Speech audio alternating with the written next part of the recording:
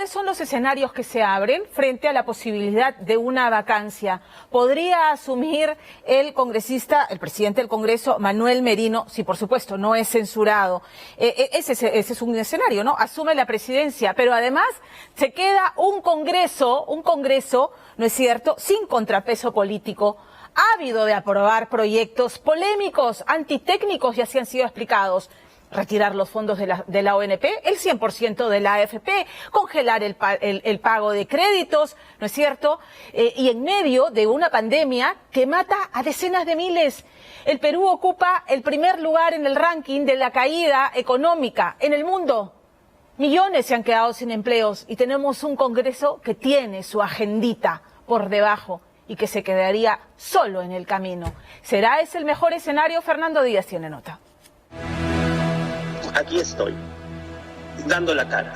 Soy el doctor honoris causa Richard Javier Cisneros Carballino y hoy van a saber de mí.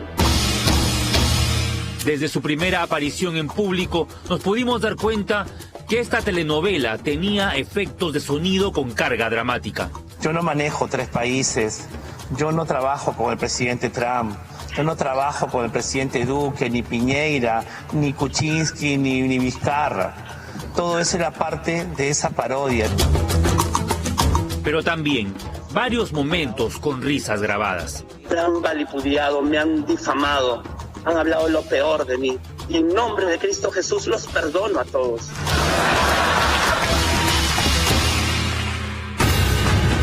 Sin embargo, el guionista de esta tragicomedia llamada Vacancia Presidencial aún no ha escrito el capítulo final. Y es que los hilos del titiritero mayor se bifurcan nuevamente entre dos poderes enfrentados desde hace más de 4 años.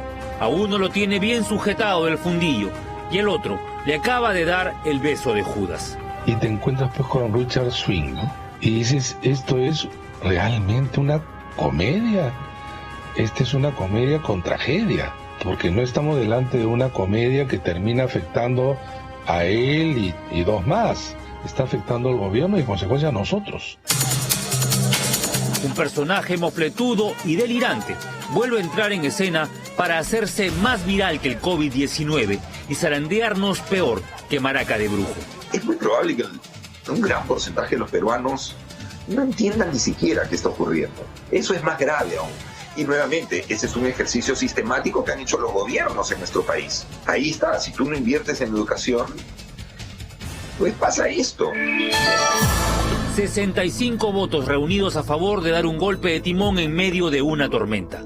Como si no bastasen los más de 700.000 contagiados, los casi 3 millones de desempleados, la delincuencia a tope, las 70.000 empresas del sector turismo que hasta ahora no pueden abrir, los 350.000 universitarios que han dejado de estudiar. Esta semana, los peruanos hemos bailado el swing que ellos quisieron tocar. ¿Y qué tenemos hoy día? En medio de una pandemia sanitaria, una crisis política y el año pasado otro descrédito con el cierre del Congreso. O sea, somos especialistas en hacernos harakiris. No podemos hacerla mejor para tratar de suicidarnos cuando teníamos el mejor de los futuros. ¿Qué le espera al Perú la próxima semana si es que el Congreso vaca a Martín Vizcarra? En este momento son épocas de presupuestos en todas las empresas. Estamos simplemente tratando de apuntar a aquellas actividades que sabes que tienen poca probabilidad de caer y retirándote de aquellas en las que te generan mucho riesgo, ¿no? Y eso significa contratar menos profesores, contratar menos personal de asistencia, y todo es como una bola de nieve que provoca precisamente los temas de recesión. Recesión, esa palabra que no la escuchábamos desde los años 80, vuelve a estar en la punta de la lengua de quienes analizan las cuentas de este gobierno que ha incrementado el gasto fiscal de manera monstruosa. El país solamente cae y tenemos una contracción de la demanda muy fuerte, ¿no? Los consumidores no tenemos lo suficiente para salir a comprar, los ofertantes no tienen los suficientes insumos para salir a ofertar, hay una especie de caos y no existe la suficiente recaudación para que el Estado pueda ejecutar presupuestos. Una caída del 13%, ha dicho la recientemente interpelada María Antonieta Alba, Si la economía es la primera en resentirse ante un vertiginoso giro político, ¿cómo quedan entonces aquellos rubros como el turismo que no han logrado reactivarse si hay un cambio de gobierno? El turismo es lo más inclusivo y lo más descentralizador y lucha contra la extrema pobreza. Ahí necesitamos a los congresistas, a los políticos, para dictar normas para evitar el cierre de las empresas. 650.000 trabajadores que hemos perdido, 70.000 empresas que han tenido que cerrar. Muchos hoteles, agencias de viaje, restaurantes no han podido abrir. ¿Y eso qué significa? Miles de personas desempleadas. Herido de muerte, el turismo peruano no recibirá este año y quién sabe el próximo a los viajeros de selfie y cámara de fotos. El sector registra una caída del 97% y tiene puesta la esperanza en los hombres de negocios o en los extranjeros que trabajan en megaproyectos como la reconstrucción del norte encargada a los británicos. Un cambio de gobierno simplemente los espantaría. Ya tenemos bastante con el tema sanitario, del confinamiento, no ver a tus padres, a tu familia, saber que has perdido amigos, que se han ido, jóvenes o mayores.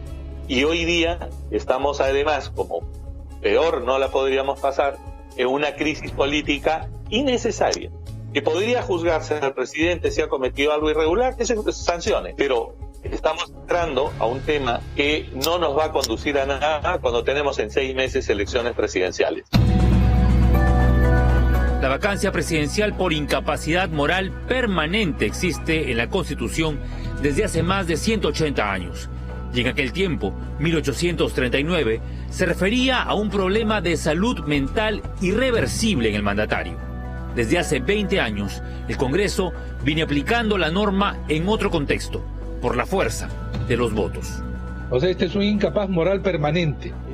Que era lo que le iban a aplicar a Kuczynski, ¿no? ¿Quiénes dicen eso? Los congresistas.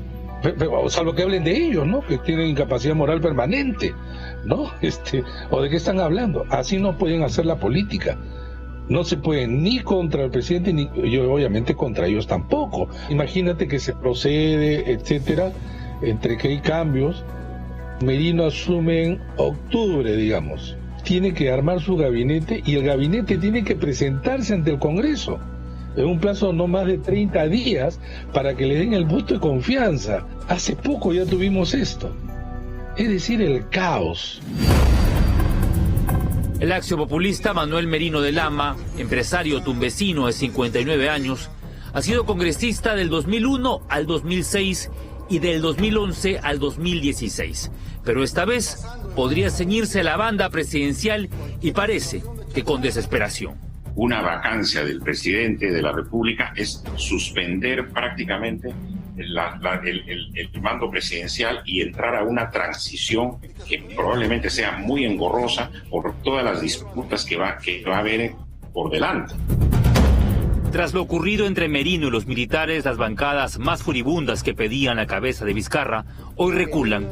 Autoridades y políticos tienen un chispazo de lucidez y ponen al país primero, mientras que Acción Popular usa su lampa para cavar su propia tumba. Belaúnde estará revolcándose en su tumba, me imagino, ¿no? Me imagino, digo yo.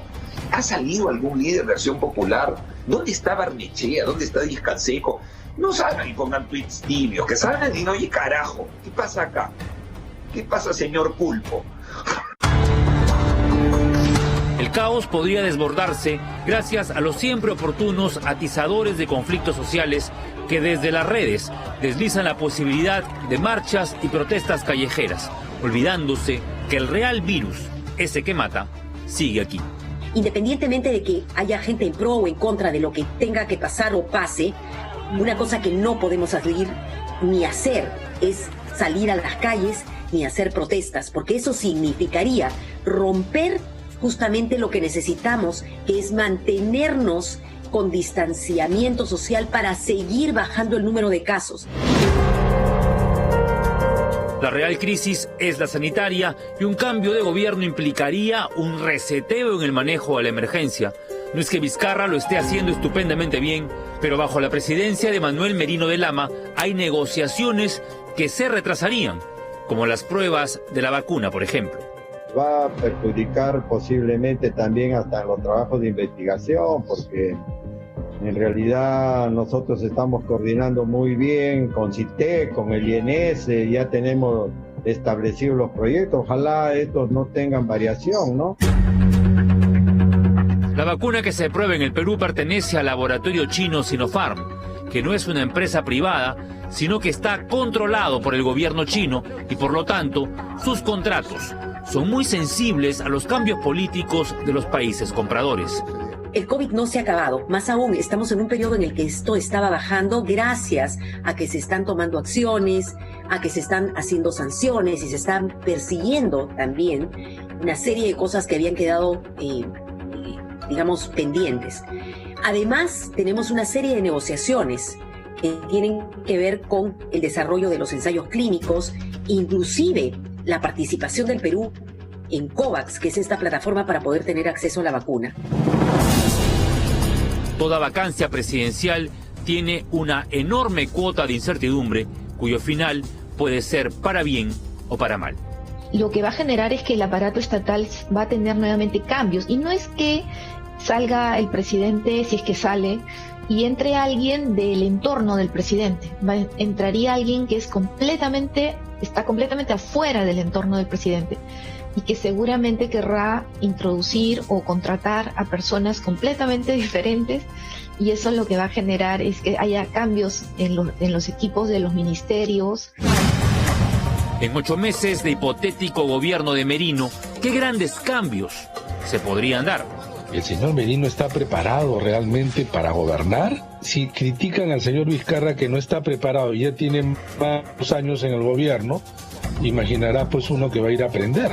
Pero además el gobierno no pasaría a manos de un partido, digamos, que está preparado para en este momento, no, además porque la sucesión es la persona, no el partido. Pero claro, él puede decir, mis ministros son de Acción Popular y nadie le podría decir nada.